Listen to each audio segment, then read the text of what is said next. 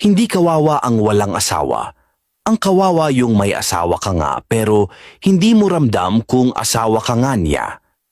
Ito ang masasabi ko sa quote na yan, kaya makinig ka. Napakalalim ng pahayag na ito at napakagandang paalala para sa mga taong iniisip na ang pagiging single ay kawalan.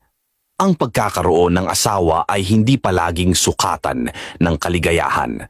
Mas mahalaga ang kalidad ng relasyon kaysa sa simpleng estado ng pagiging kasal. Una, ang pagkakaroon ng asawa ay hindi garantiya ng kasiyahan.